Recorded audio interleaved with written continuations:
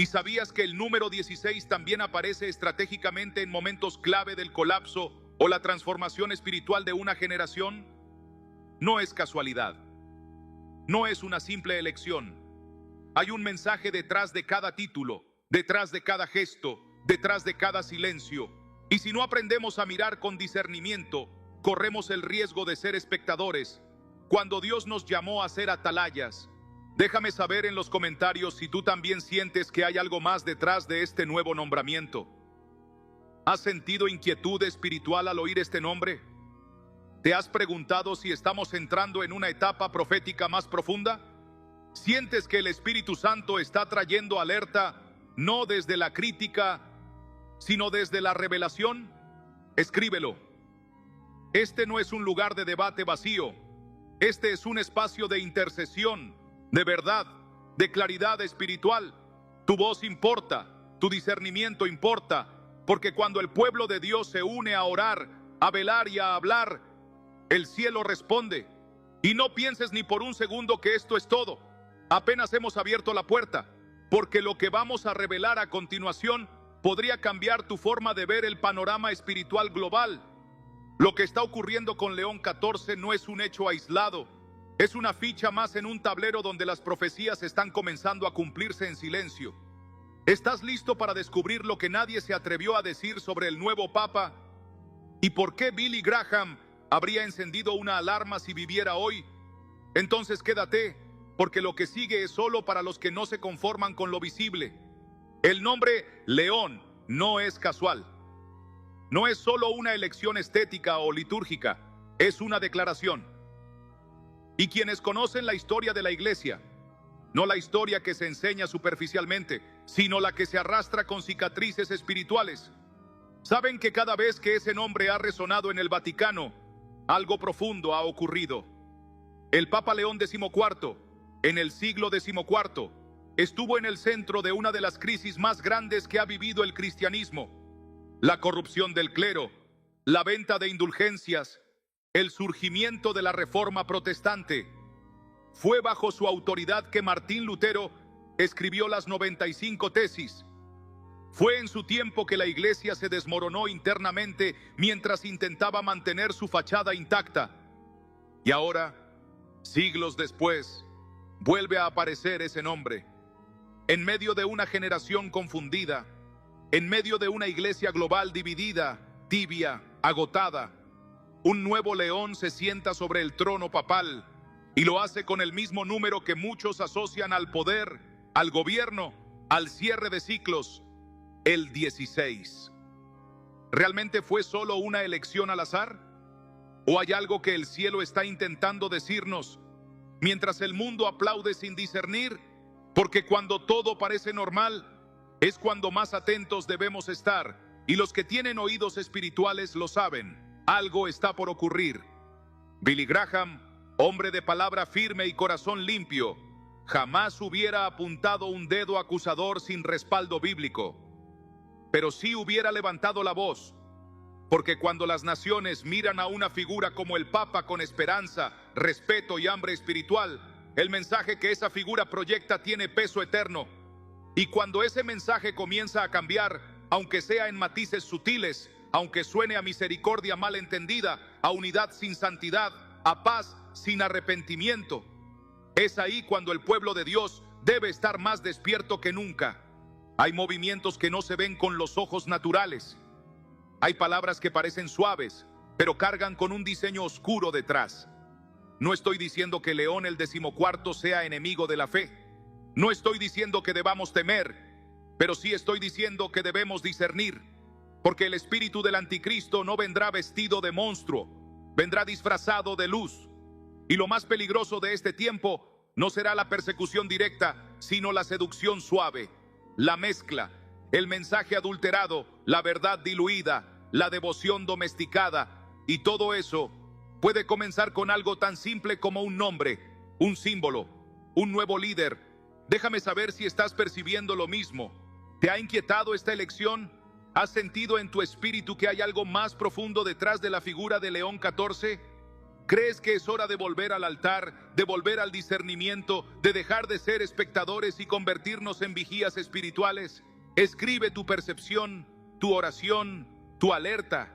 Que este espacio sea un lugar donde el cuerpo de Cristo se una no en división, sino en vigilancia, una intercesión, en fuego.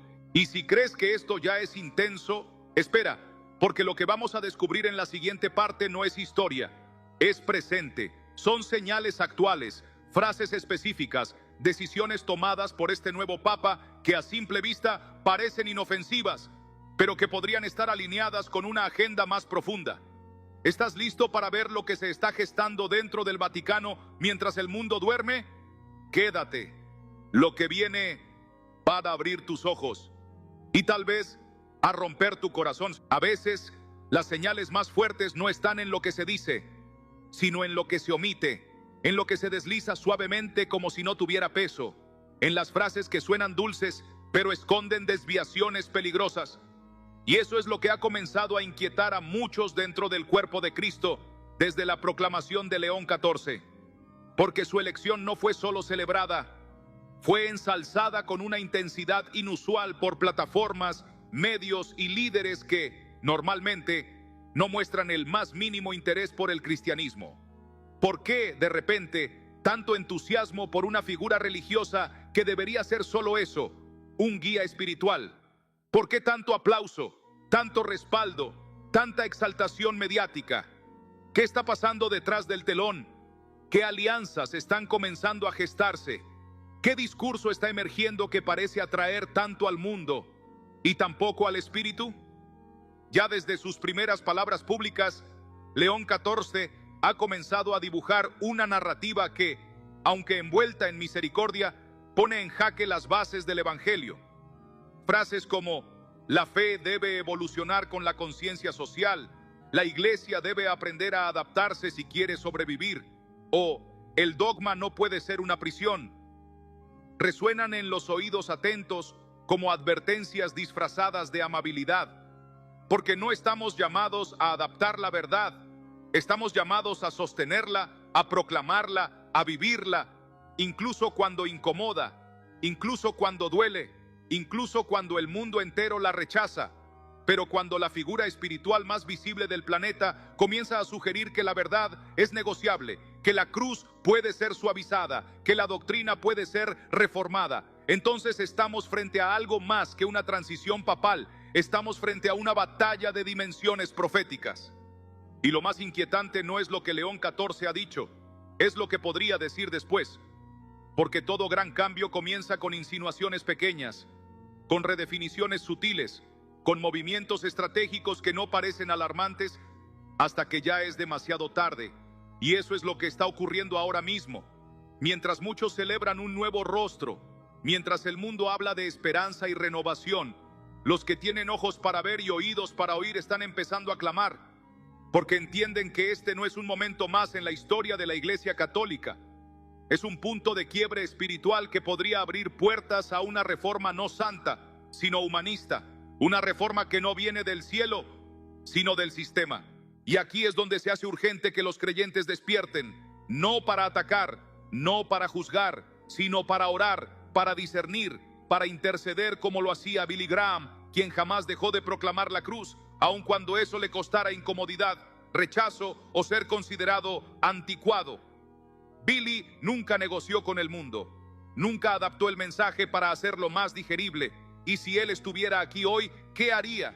¿Qué diría al ver una figura global proclamando una espiritualidad sin arrepentimiento, una unidad sin santidad, una fe sin cruz? ¿Guardaría silencio o levantaría su voz como trompeta para despertar a una iglesia que ha empezado a dormirse bajo palabras suaves? Déjame saber si tú también sientes ese peso.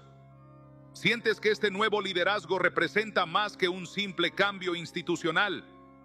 ¿Sientes que hay una transición espiritual profunda que el cuerpo de Cristo no puede ignorar?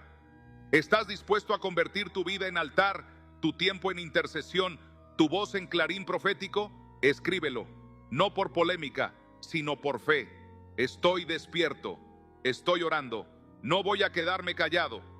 Tus palabras pueden levantar el espíritu de otro creyente que siente lo mismo, pero aún no lo ha dicho, que sabe que algo está cambiando, pero no se atreve a ponerlo en palabras. Sé esa voz. Y aunque ya hemos visto señales, frases, símbolos, aún no hemos entrado en lo más profundo, porque hay decisiones, reuniones y discursos planeados por este nuevo Papa que ya han comenzado a activar agendas globales, no religiosas, no pastorales, políticas, sociales, globalistas. Y lo que viene en la siguiente parte puede abrir tus ojos como nunca antes. ¿Estás listo para ver lo que León XIV está preparando y por qué eso puede marcar el principio de una nueva era espiritual para el mundo entero? Entonces quédate, porque el velo está a punto de caer y la verdad siempre termina saliendo a la luz. Hay momentos en la historia donde los discursos no solo informan, reconfiguran. No son declaraciones aisladas, sino puntos de partida para una narrativa que busca modelar conciencias, alterar principios y moldear una nueva espiritualidad adaptada al mundo. Y eso es exactamente lo que ha comenzado a hacer León el XIV desde el primer día de su papado. En medio de un clima mundial inestable, con una sociedad en crisis moral, política, económica y espiritual, el nuevo líder no ha comenzado su camino con un llamado a la santidad, al arrepentimiento o al retorno a las Escrituras, sino con frases cuidadosamente diseñadas para seducir, unir sin confrontar y guiar al pueblo no hacia la cruz, sino hacia una nueva visión de fe, más inclusiva, más suave y peligrosamente más alejada de la verdad. Una de las frases más mencionadas en sus primeros encuentros públicos fue: el mundo ya no necesita profetas, necesita puentes. Y aunque a simple vista esto suena a amor, a unidad, a paz, la pregunta que salta al corazón del discernimiento es esta: ¿de qué sirve un puente si lo que hay del otro lado no es el Evangelio? ¿De qué sirve construir unidad si el costo es sacrificar la verdad? Dios nunca nos llamó a edificar alianzas a cualquier precio. Nos llamó a ser sal y luz, a predicar la cruz, a vivir en la verdad, aunque eso divida. Porque el Evangelio no es neutro, no es diplomático, no busca quedar bien con todos, es poder de Dios para salvación, pero también es espada que separa, y es ahí donde el corazón empieza a temblar. Porque lo que se está gestando ahora mismo en Roma no es solo una serie de reformas eclesiásticas, es una preparación espiritual para algo más grande. Las declaraciones de León XIV no están desconectadas de los foros globales, de los pactos ecológicos, de las agendas sociales. Por el contrario, están estratégicamente alineadas. Palabras como alianza planetaria, paz basada en la tolerancia interreligiosa, reforma litúrgica contextual y la espiritualidad global como camino común ya no son parte de un debate teológico interno, son parte de una plataforma internacional que está comenzando a colocar al nuevo Papa no solo como una figura religiosa, sino como un portavoz mundial de un nuevo orden espiritual. Y esto no sería alarmante si no fuera porque esa plataforma está siendo sostenida por medios que no tienen ningún interés por la verdad bíblica, ni por la vida en Cristo, ni por la pureza del Evangelio. Al contrario, han celebrado esta elección precisamente porque representa un giro, un cambio de voz, de tono, de enfoque. Y cada vez que eso ha ocurrido en la historia, cuando la Iglesia ha comenzado a adaptarse más de lo que resiste, a complacer más de lo que confronta, a negociar más de lo que proclama, el resultado ha sido decadencia espiritual, confusión doctrinal y puertas abiertas para el engaño. Déjame saber en los comentarios si tú también has percibido que el discurso de León XIV está más centrado en agradar al mundo que en agradar a Dios. ¿Has notado cómo se ha comenzado a suavizar el lenguaje sobre el pecado? ¿Te inquieta que ya no se hable con claridad sobre la necesidad del arrepentimiento, del nuevo nacimiento, del poder transformador de la cruz? ¿Sientes que estamos siendo testigos del principio de una apostasía global disfrazada de inclusión y diálogo? Escribe tu discernimiento. Este es el momento de hablar. Señor, abre nuestros ojos. No permitas que el engaño me encuentre dormido. Estoy vigilando. Que tu voz no se sume a la multitud, que se sume a la intercesión. Y aunque esto ya suena alarmante, Aún no hemos hablado del elemento más delicado, las alianzas interreligiosas que están empezando a consolidarse desde el Vaticano bajo la mirada de León XIV. Pactos que parecen buenos, declaraciones conjuntas con líderes de otras creencias que proclaman un solo espíritu, múltiples caminos. Y lo que vas a ver en la próxima parte no es teoría, es evidencia. ¿Estás listo para descubrir lo que ya está ocurriendo a puertas cerradas y cómo eso encaja con lo que la Biblia profetizó hace siglos? Entonces quédate, porque la siguiente revelación no solo abrirá tus ojos, puede sacudir tu fe. Lo que más preocupa en estos días no es solo lo que se está diciendo, es lo que se está firmando. Documentos, declaraciones conjuntas, compromisos entre religiones que han permanecido distantes durante siglos, ahora se cierran con abrazos mediáticos y discursos de unidad espiritual para un mundo en crisis. Y mientras millones celebran este supuesto logro como una victoria para la paz, los que conocen las Escrituras tiemblan por dentro, porque saben que esta clase de unidad no nace del Espíritu Santo, nace de un deseo desesperado por relevancia, por aceptación, por evitar la confrontación de una fe que por naturaleza divide. Porque Jesús no dijo, he venido a unir, dijo claramente, he venido a traer espada. Mateo 10:34. Una espada que corta el alma, que separa la luz de las tinieblas, que no se negocia en mesas diplomáticas. La figura de León XIV ha comenzado a ser utilizada como emblema de esta nueva espiritualidad universal. Desde los foros económicos más poderosos del mundo hasta los congresos internacionales de tolerancia, su presencia ya no solo representa al catolicismo, representa un nuevo modelo de liderazgo espiritual, uno que no predica el arrepentimiento, sino el diálogo, que no proclama a Cristo como único camino, sino como una expresión del amor divino entre muchas posibles. Este lenguaje, cuidadosamente envuelto en palabras como compasión, inclusión y respeto, está siendo usado como el cemento para construir una torre religiosa global donde todos son bienvenidos, excepto aquellos que se atrevan a decir que hay una sola verdad, un solo Señor, un solo Salvador, Jesucristo. Y si tú crees que esto es exageración, abre los ojos, porque ya se están levantando templos dedicados a múltiples credos dentro del mismo recinto. Ya se están promoviendo liturgias interreligiosas donde se ora a diferentes deidades en nombre del amor. Y el Vaticano ha estado al centro de estas iniciativas, lideradas por una figura que habla con suavidad, pero que ha evitado una y otra vez nombrar el pecado, el infierno o la necesidad de salvación personal. La cruz ha sido sustituida por una narrativa emocional de aceptación universal, y el Evangelio ha comenzado a diluirse en una sopa de frases bonitas que calman la conciencia, pero no transforman el alma. Y aquí está el punto más crítico. No estamos viendo un ataque externo a la fe cristiana, estamos viendo una transformación interna, una mutación disfrazada de evolución espiritual, porque el enemigo no siempre destruye desde fuera, muchas veces seduce desde dentro. Y eso es lo más peligroso, porque cuando la verdad se mezcla, pierde su filo. Cuando el altar se comparte con ídolos, la presencia de Dios se retira. Cuando los profetas son reemplazados por diplomáticos, el cielo guarda silencio. Y si esto no nos estremece, es porque ya hemos sido dormidos por un evangelio sin cruz, sin fuego, sin urgencia. Déjame saber si tú también estás viendo esto. ¿Percibes que hay una agenda espiritual mayor detrás de estas alianzas globales? ¿Sientes que el mensaje de salvación está siendo reemplazado por un discurso cómodo, domesticado, incapaz de confrontar al pecado? ¿Estás dispuesto a orar, a interceder, a despertar a otros? Escríbelo. Escribe tu fuego. Escribe tu clamor. Señor, despiértanos.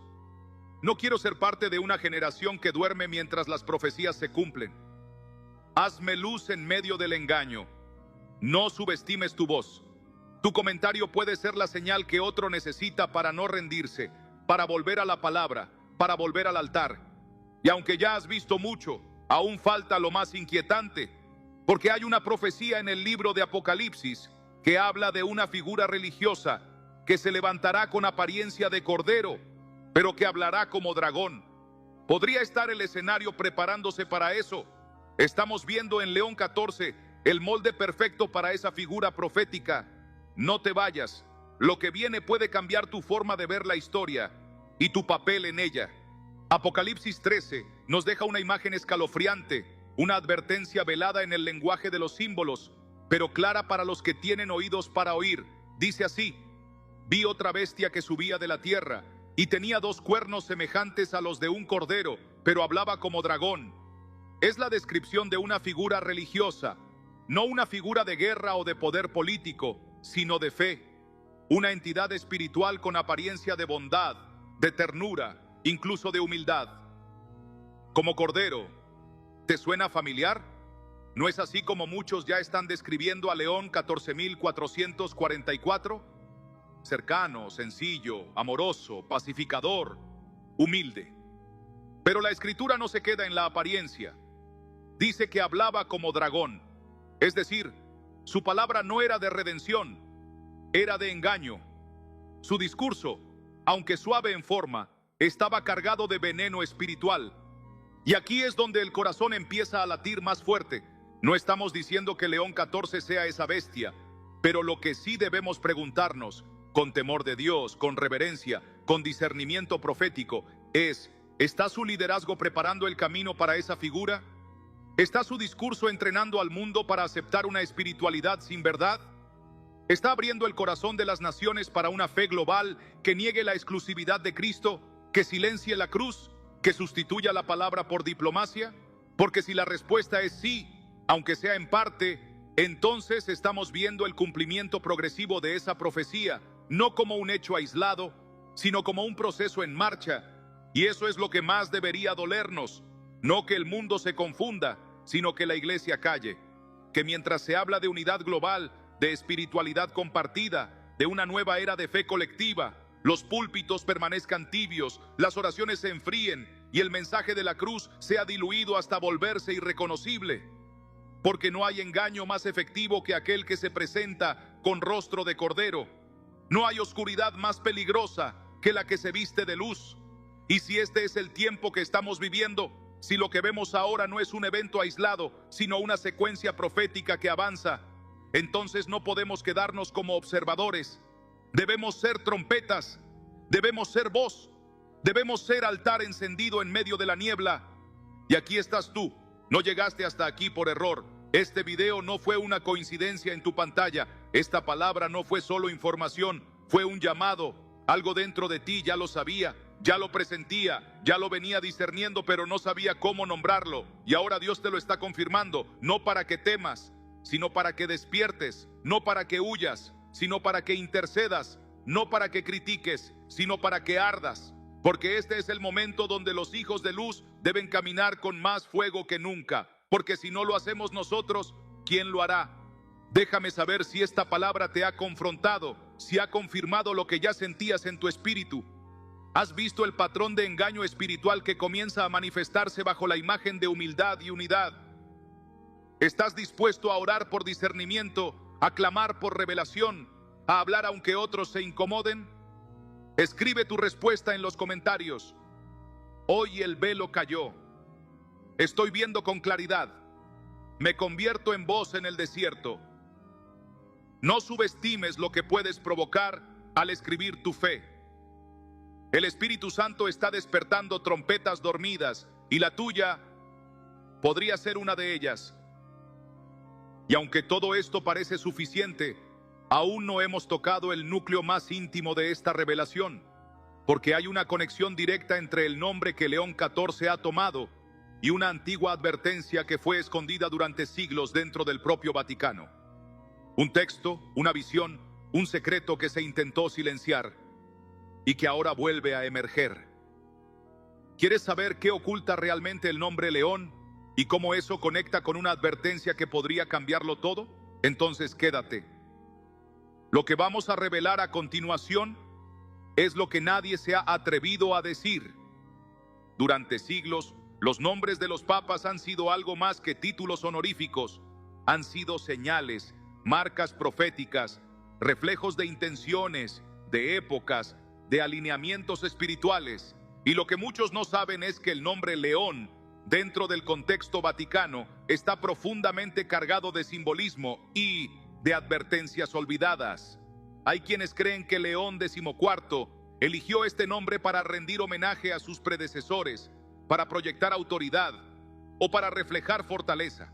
Pero lo que muy pocos saben, y casi nadie dice, es que existe un antiguo documento que circuló durante siglos en lo más profundo de los archivos secretos del Vaticano, que advertía sobre un león que no rugirá por justicia, sino por poder. Un león que usaría la imagen del Cordero para unir naciones, pero cuyo rugido silenciaría la verdad. Ese texto, conocido entre ciertos círculos como la profecía no pronunciada de Arnaud, fue mencionado en manuscritos medievales, citado por algunos monjes como una visión recibida durante el auge del papado imperial y luego sistemáticamente olvidado. No fue declarado herético, no fue oficialmente condenado, simplemente desapareció, fue diluido, omitido, ignorado, porque su contenido hablaba de un futuro papa que elegiría el nombre León no por inspiración divina, sino por intención política, que su liderazgo comenzaría con un discurso de paz, pero desembocaría en una reorganización espiritual global que provocaría división entre los verdaderos creyentes. El texto advertía: vendrá como el león, no de Judá, sino del mundo, y hablará con voz de muchos pueblos, pero su lengua no llevará a la cruz. ¿Casualidad? ¿Coincidencia histórica? ¿O una advertencia ignorada que ahora comienza a tomar forma delante de nuestros ojos?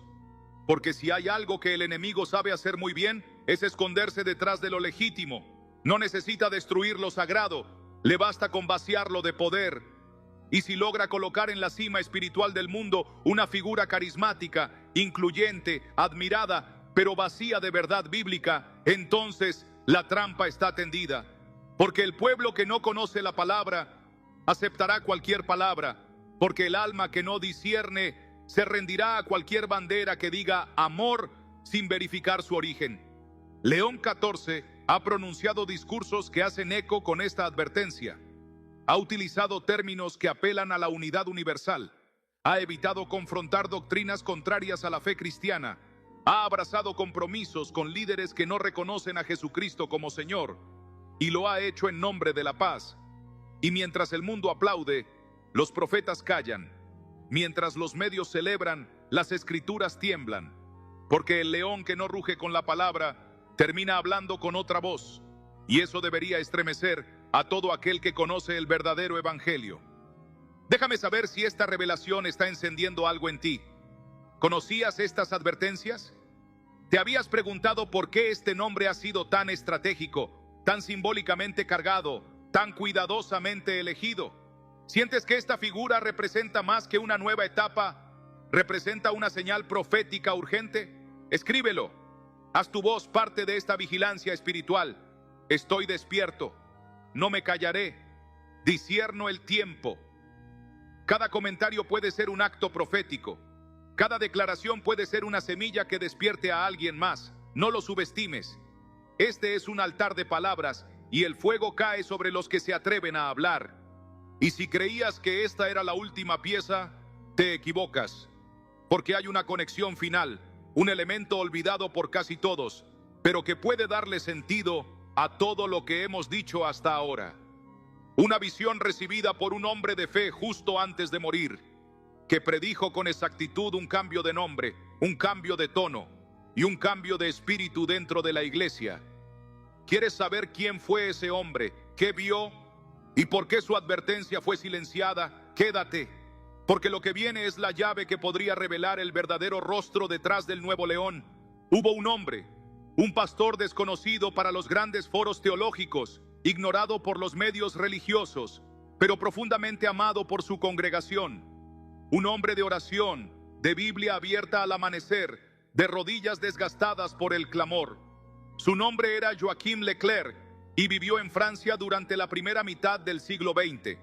Nunca escribió libros, nunca dio entrevistas, nunca buscó plataformas, pero dejó algo, una visión que recibió poco antes de morir y que sus hijos espirituales copiaron a mano en un cuaderno raído que fue transmitido por generaciones, escondido del escarnio, guardado del olvido.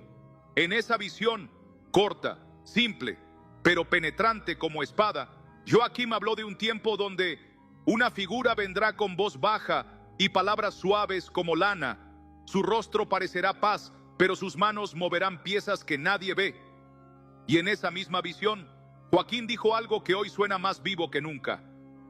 Lo llamarán león, pero no tendrá rugido.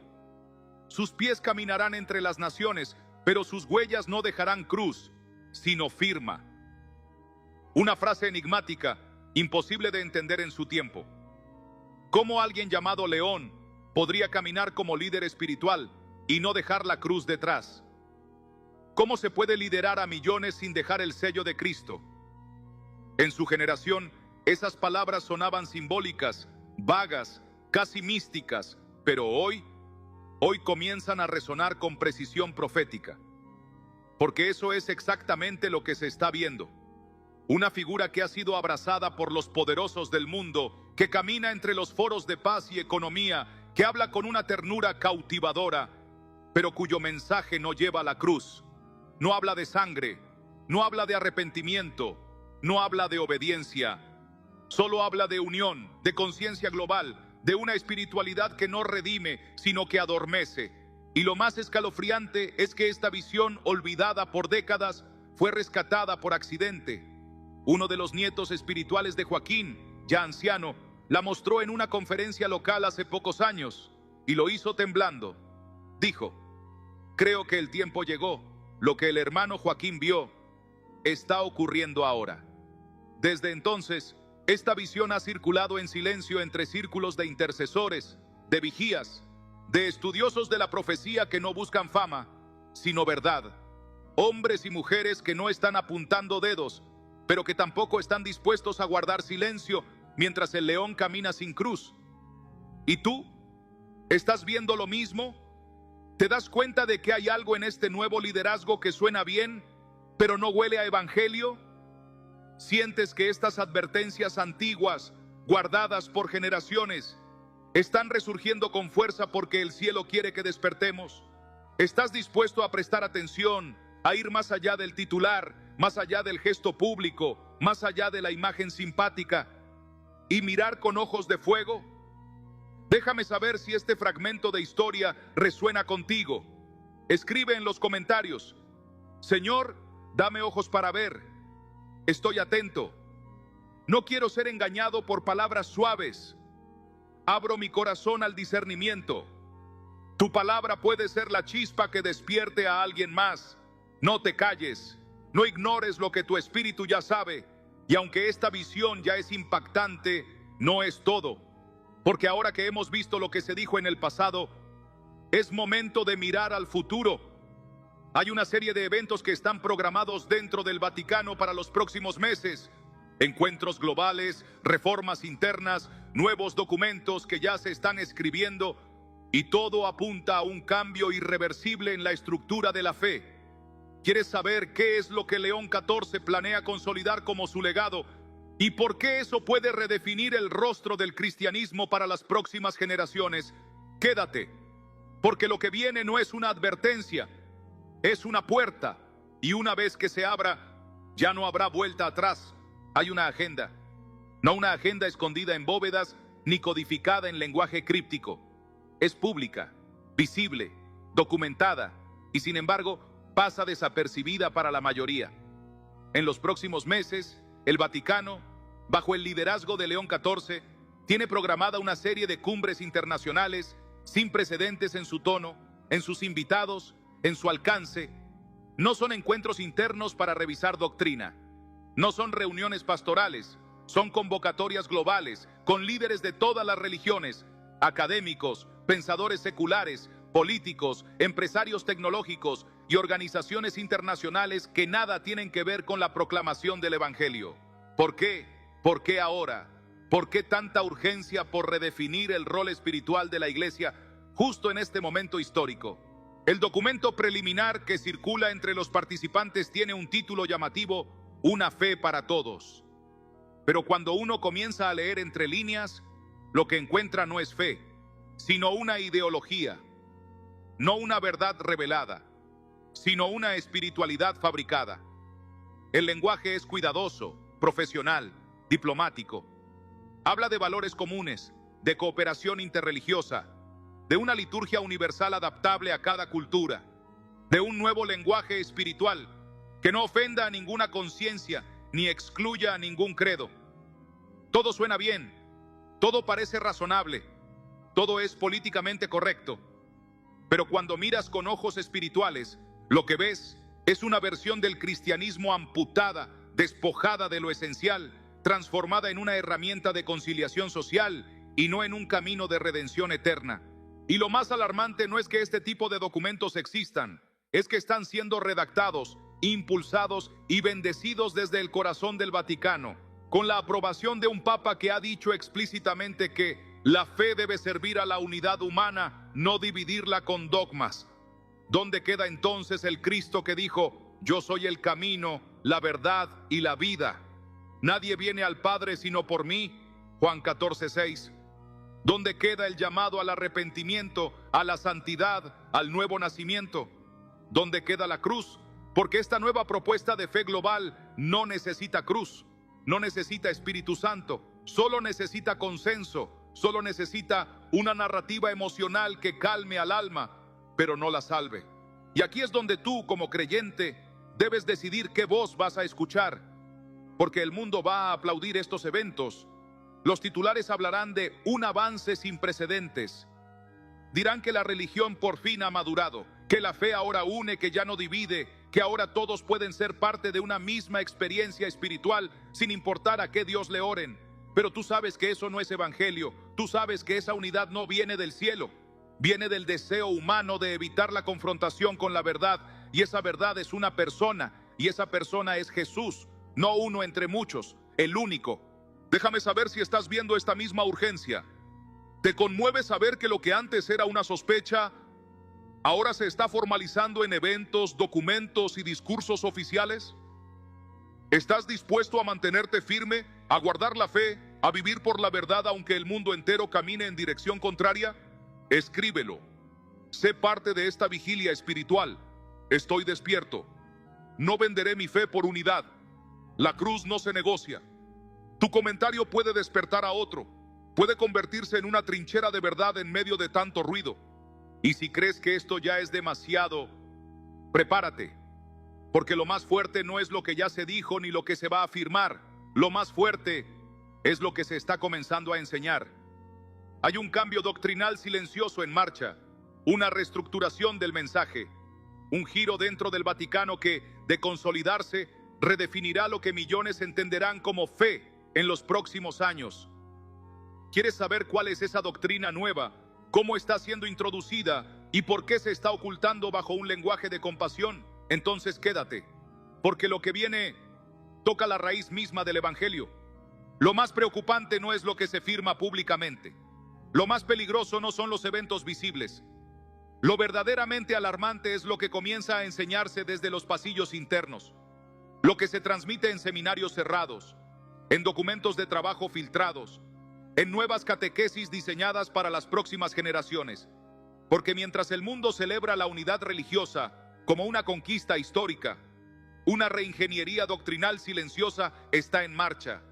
Y no es una exageración, no es paranoia espiritual, es una estrategia bien calculada que avanza paso a paso, cambiando palabras, redefiniendo conceptos y, lo más grave, vaciando el mensaje de la cruz. Uno de los documentos más recientes emitidos por asesores teológicos cercanos a León XIV, todavía sin firma oficial, pero ya circulando en plataformas de formación interna, propone sustituir el concepto de pecado original por el de condición humana herida por la desconexión social. A primera vista suena más accesible, más moderno, menos ofensivo, pero en realidad es una traición a la base del Evangelio. Porque si el hombre no está caído, entonces no necesita redención. Y si no hay culpa, no hay cruz. Y si no hay cruz, no hay Cristo. Solo queda un sistema ético emocional que enseña a convivir, pero no a arrepentirse. Un mensaje que consuela, pero no transforma. Y este no es un cambio inocente, no es una actualización litúrgica, es una ruptura con la revelación, una sustitución del mensaje eterno por una narrativa temporal, adaptada al gusto de la cultura, al ritmo de la sensibilidad moderna. Y mientras esto se enseña a puerta cerrada, se empieza a filtrar en los púlpitos, en las conferencias, en los materiales que forman a los futuros líderes religiosos. Una generación se está levantando creyendo que Cristo es un símbolo, que el sacrificio fue metafórico, que la verdad es colectiva, que lo importante no es la redención, sino la inclusión. Y todo esto aprobado, permitido y hasta promovido bajo el liderazgo de una figura que, en lugar de levantar la voz profética, ha optado por suavizar la palabra hasta hacerla irreconocible. ¿Y dónde está la iglesia? ¿Dónde están los atalayas? ¿Dónde están los que, como en los días de Jeremías, se levantaban a llorar en los muros por el pueblo dormido? ¿Dónde están los que, como Pablo, no se avergonzaban del evangelio porque sabían que era poder de Dios para salvación? Hoy, muchos han cambiado la gloria del evangelio por el aplauso del mundo, y mientras lo hacen, el alma de las naciones se debilita, el fuego se apaga y el enemigo sonríe, porque sabe que el mayor engaño no es el ataque frontal, es la falsificación. Déjame saber si tú también estás viendo esta mutación doctrinal. ¿Te has dado cuenta de cómo cada vez se habla menos del pecado, del juicio, del arrepentimiento y más del despertar de conciencia y de vivir con plenitud espiritual? ¿Sientes que el evangelio que predicaron los apóstoles está siendo sustituido por un humanismo disfrazado de fe? ¿Estás dispuesto a no callar, a no ceder, a sostener la verdad aunque eso te cueste oposición? Escribe tu fuego, tu percepción, tu oración. No venderé la cruz por aceptación. Sostendré la verdad hasta el final. Señor, aviva en mí el evangelio puro. Que cada comentario sea una declaración profética, un eco de la voz que el mundo necesita volver a oír. Y aunque esto parece ser el corazón del conflicto, aún falta una revelación más, porque dentro de esta misma doctrina suave hay un símbolo, un cambio litúrgico aparentemente menor, que está siendo introducido poco a poco y que podría ser la señal final de lo que realmente se está construyendo. Un nuevo lenguaje, un nuevo altar, una nueva Santa Cena que no conmemora a Cristo, sino a la conciencia global. ¿Quieres saber cuál es ese símbolo?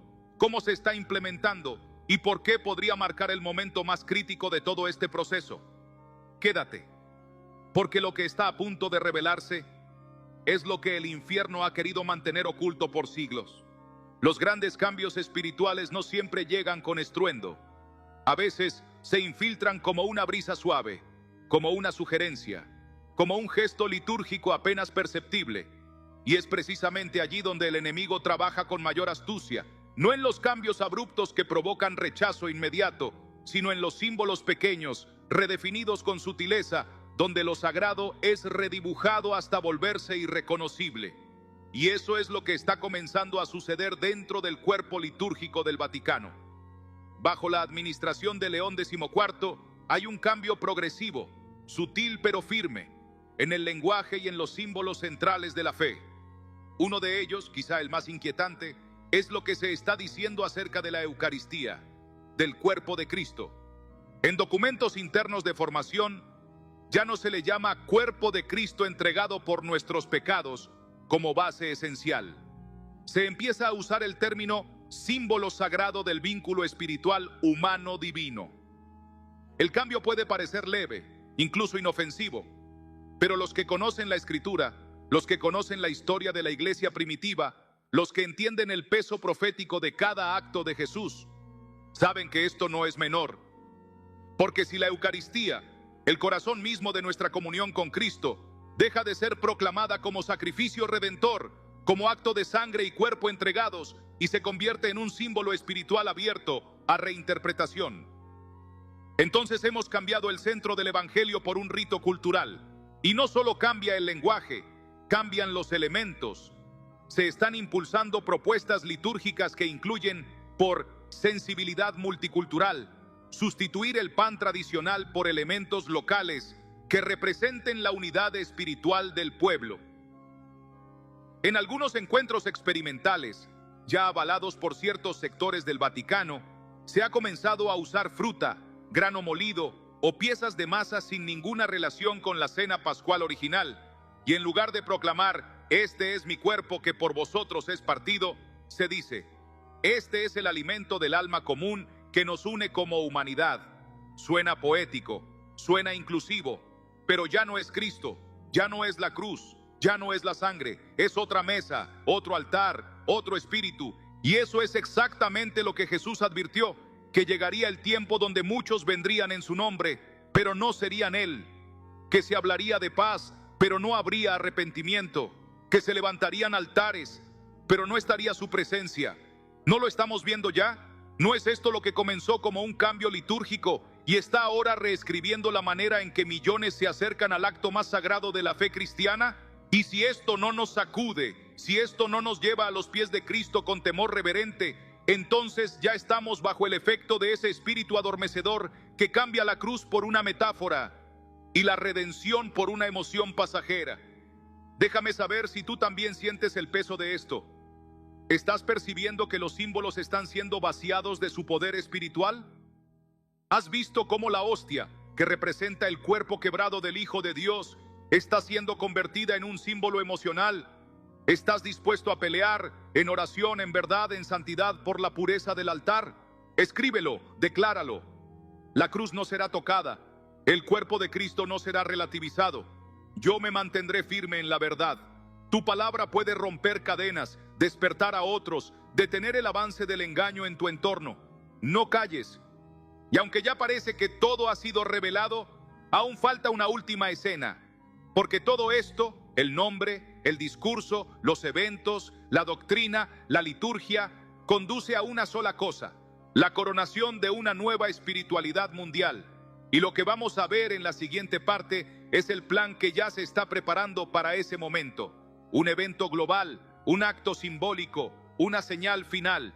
¿Quieres saber cómo se está preparando el mundo para recibir una fe sin cruz, sin fuego, sin Cristo? ¿Y qué rol jugará León XIV en ese día? Entonces quédate, porque lo que está por revelarse puede ser el principio del último capítulo. Desde hace décadas ha existido en el corazón de ciertos círculos globalistas una obsesión no confesada públicamente: coronar una espiritualidad mundial, unificar bajo una misma estructura simbólica lo que hasta ahora ha estado dividido por culturas, credos y doctrinas, no como imposición política, sino como conquista emocional. El sueño de unificar no solo los mercados, no solo las naciones, sino también las almas. Y lo que parecía imposible hace años, porque cada religión defendía sus dogmas, sus altares, sus liturgias, hoy se empieza a ver no solo posible, sino celebrable. Porque el nuevo lenguaje de la espiritualidad ya no habla en términos de verdad y error, sino en términos de experiencia, de conexión, de trascendencia colectiva. Y dentro de ese escenario aparece León XIV, una figura que encaja perfectamente, no como un líder de fe tradicional, sino como un facilitador, un rostro suave para un proyecto que, en realidad, tiene raíces profundamente profanas. Se ha comenzado a planificar, según fuentes cercanas a la organización interreligiosa vinculada al Vaticano, un evento mundial sin precedentes. Un acto que ya tiene nombre clave: el Día de la Reconciliación Espiritual Global. Un día en el que representantes de todas las religiones, de todas las filosofías espirituales y tradiciones ancestrales, se reunirán para firmar lo que será presentado como un manifiesto histórico, una declaración que establecerá los principios fundamentales de la nueva fe compartida de la humanidad. En los borradores filtrados, se evita cuidadosamente mencionar cualquier referencia exclusiva a Jesucristo, a la cruz o a doctrinas específicas. En cambio, se habla de una presencia divina compartida, un espíritu de unidad superior y una convergencia de caminos hacia la luz común del alma humana.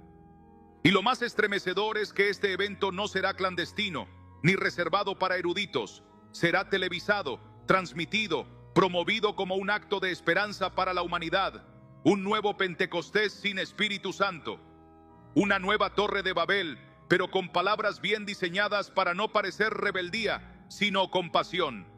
Y según los planes, León XIV estaría al centro de este acto, no como un predicador de Cristo, sino como un mediador espiritual, como el rostro visible de una fe sin rostro, como el símbolo de una religión sin doctrina, como el iniciador de una nueva era, donde todos caben, menos el verdadero Cordero.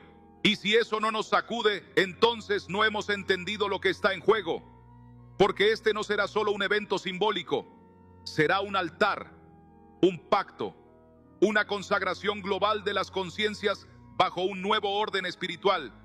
No habrá persecución abierta, no habrá gritos, no habrá fuego, solo aplausos, solo aceptación, solo el silencio de aquellos que un día predicaron la cruz, pero que hoy prefieren no incomodar a nadie. Y si la iglesia no habla ahora, si los hijos de Dios no se levantan a discernir, a orar, a interceder, a proclamar, entonces este acto marcará el comienzo de una era donde la verdad será delito y la fidelidad a Cristo un obstáculo para la paz mundial. Déjame saber si esto está despertando algo en ti.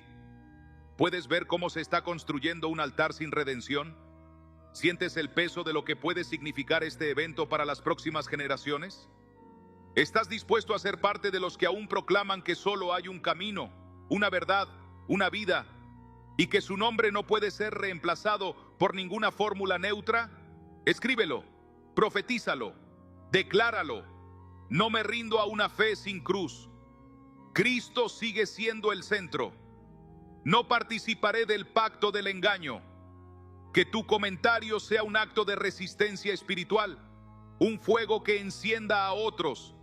Y si esto ya ha encendido tus sentidos espirituales, aún hay algo más, porque cada altar necesita una figura. Y lo que muchos no han visto es que detrás de este evento, detrás de esta supuesta unidad, ya hay una figura simbólica emergiendo, una que León 1546 ha comenzado a promover con un lenguaje nuevo, con una imagen nueva, con una identidad que podría convertirse en el rostro visible de esta nueva fe global. ¿Quieres saber cuál es ese símbolo? ¿Cómo se está introduciendo? ¿Y por qué puede ser el último eslabón profético antes del desenlace final? Entonces, no te vayas. Lo que vas a escuchar podría ser la clave que une todo.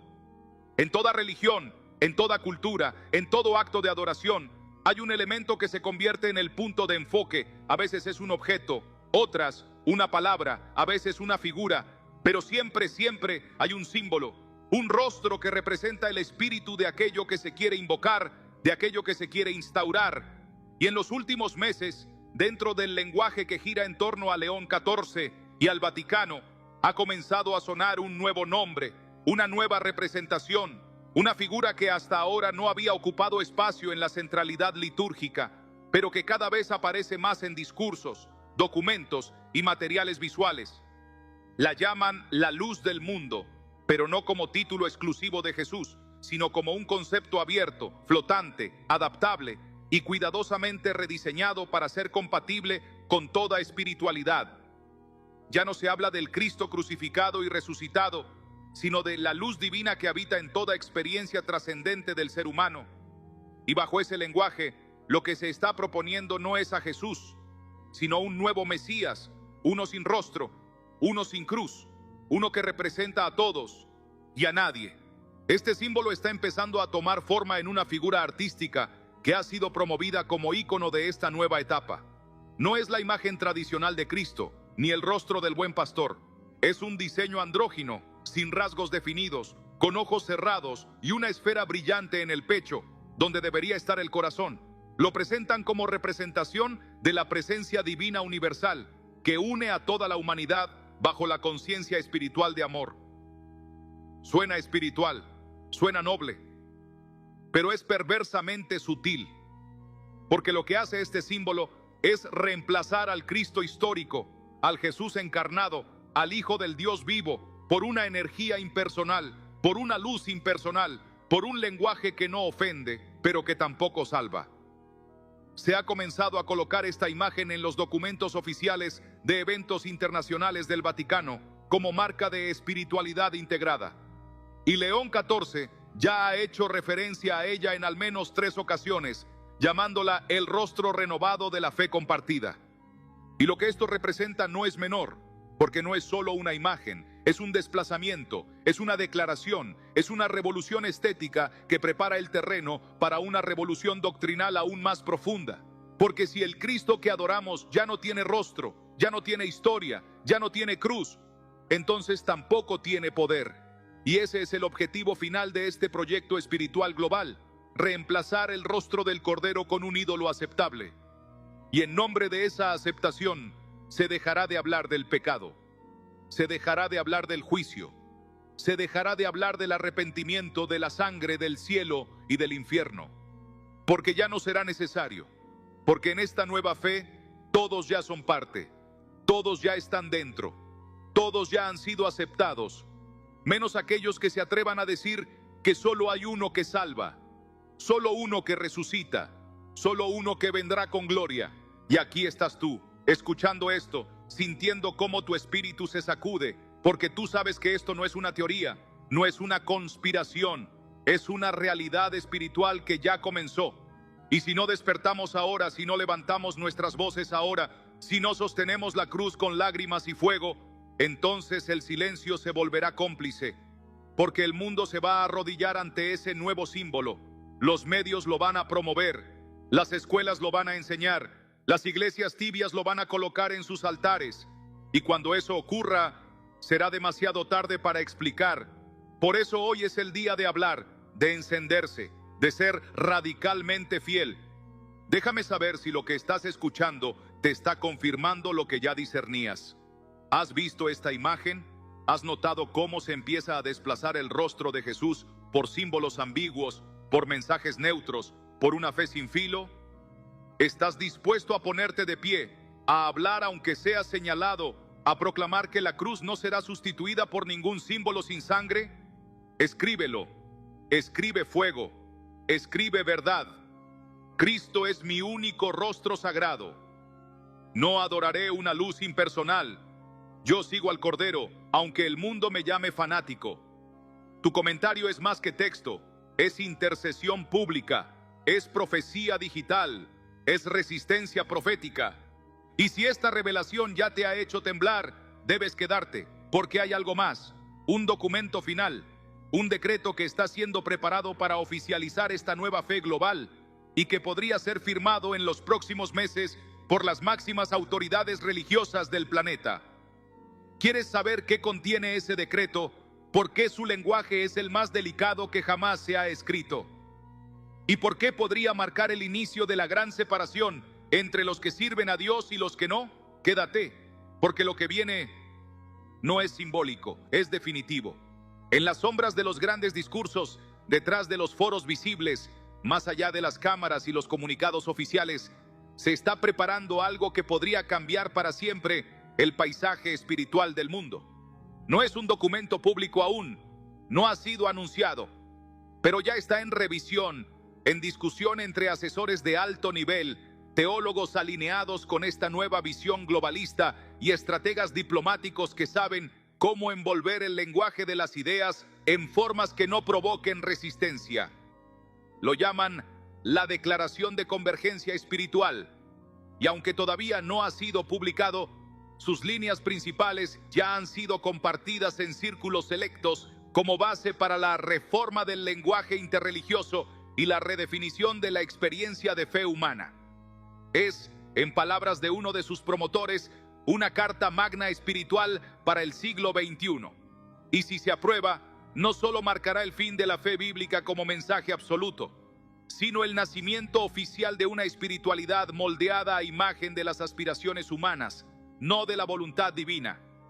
El contenido preliminar del documento no es agresivo, no ataca a ninguna fe específica. Al contrario, su peligro está precisamente en su tono suave, en su lenguaje pacificador, en su propuesta de armonización teológica que permitiría a cada religión conservar sus rituales mientras adopta un marco doctrinal común. Este marco ya no estaría centrado en doctrinas exclusivas, ni en fundamentos históricos, ni en textos sagrados inspirados. Estaría centrado en valores humanos elevados al rango de revelación: amor sin definición, justicia sin arrepentimiento, unidad sin verdad. Es un evangelio sin cruz, una fe sin rostro, una espiritualidad sin espíritu. Un nuevo pacto, pero no sellado con sangre, sino con aprobación política. Y León XIV, según fuentes cercanas al Comité de Impulso, no solo conoce el contenido del documento, lo ha aprobado en espíritu. Ha sido su voz la que ha articulado en varios discursos la necesidad de una nueva narrativa de lo sagrado. Y en privado, ya ha declarado que esta declaración puede convertirse en la base para la unificación espiritual de la humanidad durante los próximos siglos. Palabras que pueden sonar visionarias a los oídos del mundo, pero que en el oído de los fieles resuenan como campanas de alarma profética, porque nunca antes se había llegado tan lejos en la intención de borrar, fusionar y redefinir el testimonio único del Evangelio. Nunca antes se había intentado formalizar una espiritualidad global que no solo excluya a Cristo, sino que lo absorba en una masa de símbolos inofensivos y de conceptos sin vida. Y lo más doloroso es que millones no lo verán venir, porque no habrá persecución abierta, no habrá imposición, solo una invitación, un llamado a la unidad, una firma simbólica, y aquellos que se nieguen, no con odio sino con fidelidad, serán vistos como fanáticos, como estorbos, como obstáculos para el nuevo despertar, porque el plan no es destruir la fe, es vaciarla, no es silenciar a los cristianos, es diluirlos. No es negar a Jesús, es convertirlo en uno más. Y mientras eso ocurre, el verdadero remanente será probado en fuego. Ya no bastará con ir a una iglesia, ya no bastará con creer en algo. Llegará el momento en que declarar que Jesucristo es el único camino, la única verdad y la única vida te colocará en la mira espiritual de un mundo que ya no tolera lo absoluto. Déjame saber si esta revelación te ha estremecido. ¿Estás viendo cómo todo está convergiendo hacia ese punto? ¿Sientes que esta declaración es mucho más que un documento? ¿Es un altar moderno donde se pretende sacrificar la verdad en nombre de la unidad? ¿Estás dispuesto a afirmar tu fidelidad al cielo no con tinta, sino con obediencia, con pureza, con fuego? Escribe tu compromiso en los comentarios. Decláralo. No me uniré al pacto del engaño. Cristo es mi única verdad. No firmaré lo que niega la cruz. Tu palabra tiene peso, es tu testimonio, es tu sello, es tu forma de decirle al cielo, aquí estoy. Y si esto ya te ha hecho arder por dentro, no te vayas, porque hay algo que muy pocos saben. Hay un código, una frase, una fórmula que aparecerá dentro de ese documento y que los redactores consideran clave para activar espiritualmente este nuevo pacto. Una frase que a los ojos naturales no dice mucho, pero que espiritualmente puede ser la consagración final. ¿Quieres saber cuál es esa frase? ¿Cómo fue creada? ¿Y qué poder espiritual puede estar encerrado en esas palabras? Entonces quédate, porque lo que estás por descubrir no fue diseñado por hombres. Fue inspirado por algo mucho más profundo y mucho más peligroso. Toda estructura espiritual, por más moderna o diplomática que parezca, necesita una consagración. No basta con acuerdos, no basta con declaraciones escritas ni con discursos adornados de compasión. Toda alianza espiritual, y esto lo muestra la Biblia una y otra vez, requiere un acto simbólico, una palabra clave, una frase selladora, algo que canalice la intención de quienes firman y la proyecte al plano espiritual como señal visible de que lo que se acaba de establecer no es solo legal, sino espiritual. Y en este caso, dentro del borrador de la Declaración de Convergencia Espiritual, aparece esa frase, una línea que será leída al unísono por todos los representantes religiosos durante el evento de firma. Una frase aparentemente hermosa, una frase aparentemente inofensiva, pero que, al ser pronunciada con un mismo espíritu, ante un mismo altar, frente al mundo entero, puede marcar el inicio de algo que el infierno ha planeado por siglos. La frase dice así: en el nombre de la luz que habita en todo ser, sellamos esta unidad que trasciende toda fe y todo nombre. A simple vista, parece un acto poético, una síntesis de valores compartidos. Pero si tu espíritu está despierto, si conoces la Escritura, si llevas tiempo discerniendo el lenguaje de los tiempos, sabrás que esta frase no es neutra. Es una declaración directa de renuncia al nombre de Jesucristo como exclusivo y supremo. Es un acto de consagración donde se sella una unidad sin cruz, sin arrepentimiento, sin sangre. El nombre de Jesús no aparece, la verdad no aparece, la palabra no aparece. Y eso no es casual, eso es diseño, eso es precisión. Porque al excluir el nombre sobre todo nombre, lo que se está levantando no es un altar de reconciliación, sino un trono vacío, listo para ser ocupado por quien no viene del cielo. Los antiguos profetas entendían el poder de la palabra declarada en unidad. Lo sabían cuando clamaban en el templo. Lo sabían cuando veían a Israel caer en apostasía. Porque cuando un pueblo se une para proclamar algo, sea para el bien o para el mal, se activa en el mundo espiritual una puerta. La Torre de Babel fue construida con ladrillos, pero fue el lenguaje unificado el que provocó la reacción del cielo. Ahora, imagina lo que ocurrirá cuando no una nación, sino el mundo entero, pronuncie esta frase. Cuando cada religión, cada sistema de creencias, cada líder espiritual, lea esa línea en voz alta, con un corazón dispuesto a entregar la exclusividad de su fe en nombre de la unidad. Ese día, en lo invisible, algo será activado, y la iglesia verdadera lo sabrá, lo sentirá. Porque un estremecimiento espiritual correrá por todo el cuerpo de Cristo, como una alarma que solo los consagrados oirán. A lo largo de toda la historia de redención, cada vez que las tinieblas alcanzaron su punto más alto, Dios no se quedó en silencio, no se replegó, no abandonó.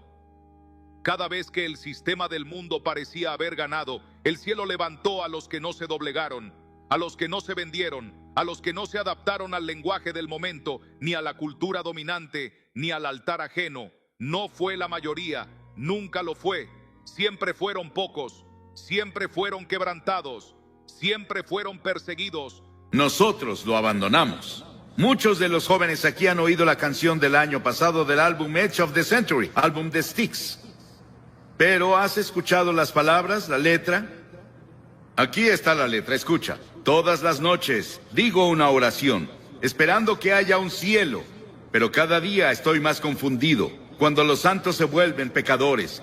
Todos los héroes y las leyendas que conocí de niño han caído como ídolos de arcilla, y siento este lugar vacío adentro. Tengo tanto miedo que perdí mi fe. Muéstrame el camino, muéstrame el camino.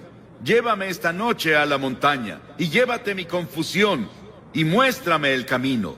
Y si veo una luz, ¿debo creer? Dime cómo lo sabré. Muéstrame el camino, muéstrame el camino. Llévame esta noche al río y lava mis ilusiones. Muéstrame el camino, muéstrame el camino. Dame la fuerza y el valor de creer que llegaré ahí un día. Y por favor muéstrame el camino. Y cada noche digo una oración esperando que haya un cielo. Y este pasaje dice, Dios, Dios. ¿Crees en Dios? Sí. No puedo probar a Dios, no puedo llevarte a un laboratorio científico y probarte que hay un Dios. Pero la Biblia nos enseña sobre Él. Él es el creador. En el principio Dios creó los cielos y la tierra, todas las estrellas que ves en la noche. Si pueden verlas en Nueva York, Dios las creó y las colocó.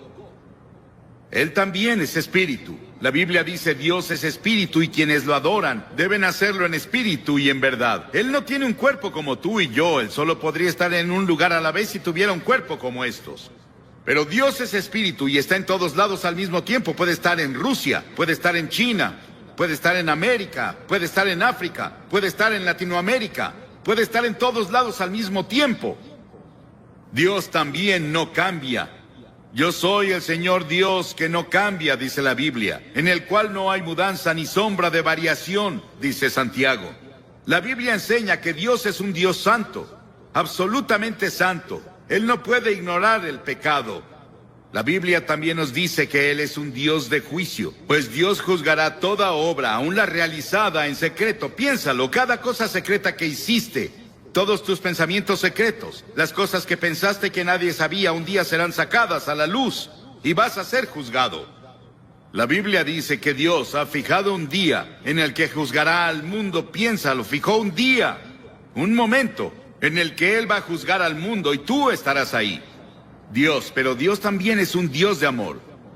Mi madre me amaba, pero ella no me amaba ni cercano a lo mucho que Dios me ama, y eso parece imposible de creer. Mi esposa me ama. Yo la amo. Tengo 5 hijos, los amo. Tengo 19 nietos, los amo. Y espero que ellos me amen. Tengo 3 bisnietos, creo que me aman, y los amo, y sé que todos aman al Señor.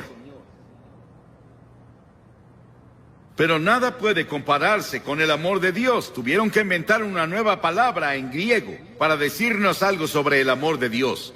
Dios es un Dios de amor, Él te ama. Y si hay una cosa que quiero que te lleves de este gran parque cuando te vayas hoy es esto: Dios te ama. Dios te ama. Dios te ama. Y Dios está interesado en ti. Y Él tiene contados tus cabellos. Él ve al pajarillo caer. Sabe todo de ti y te ama. No importa cuántos pecados hayas cometido o lo que hayas hecho. Podrías haber llegado tan bajo como Nicky Cruz lo describió, su vida hace rato, pero Dios te ama. Y si Dios pudo cambiar a Nicky Cruz y cambió a Johnny Cash, Dios te cambiará.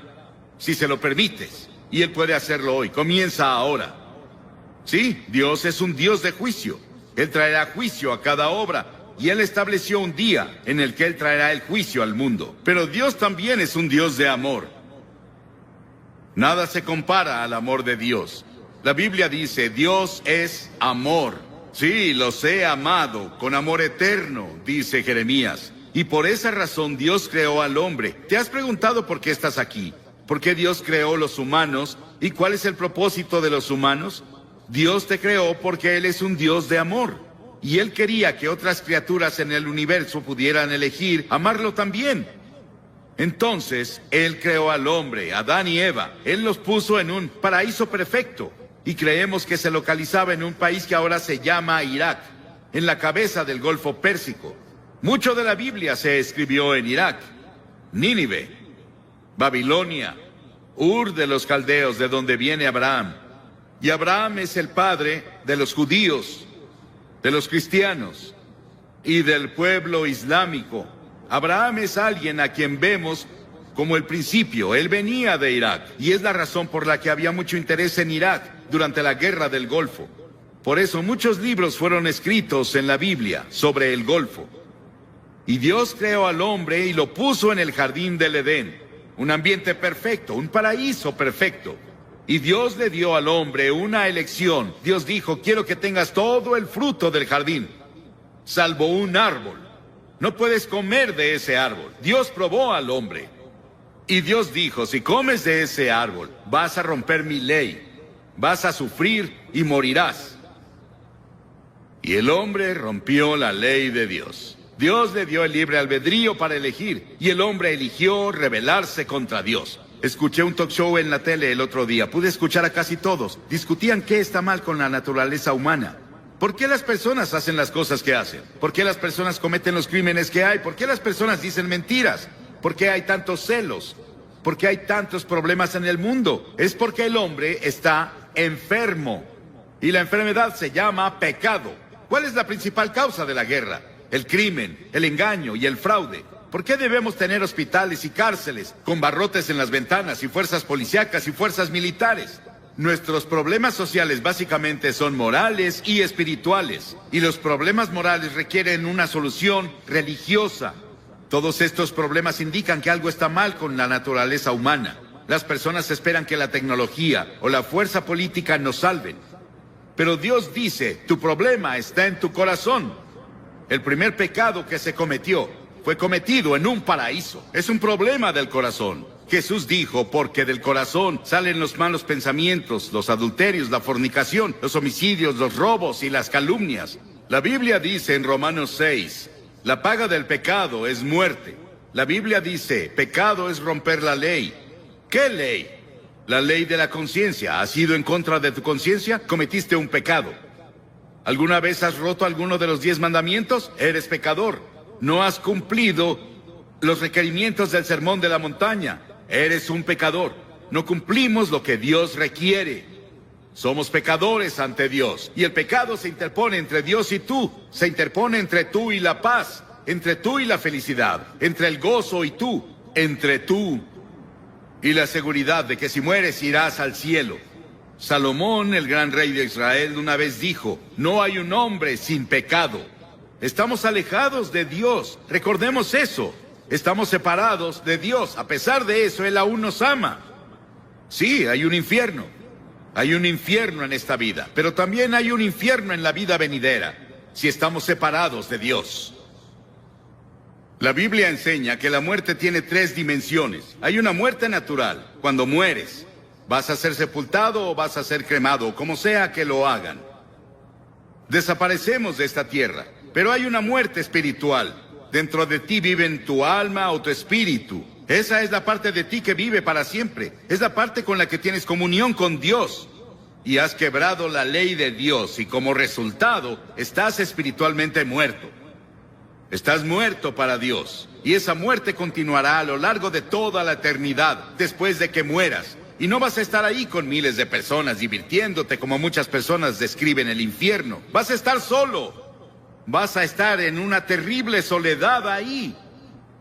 Y eso es el infierno. Y podemos tener infierno en esta vida, el infierno en la vida venidera. Y eso se llama muerte eterna.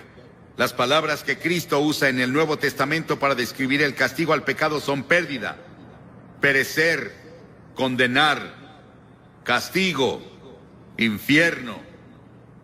Dios vio toda esta confusión y nos vio tropezando en la oscuridad. No sabíamos qué hacer con nuestro ser. Estábamos aburridos por un lado, o muriendo físicamente por el otro.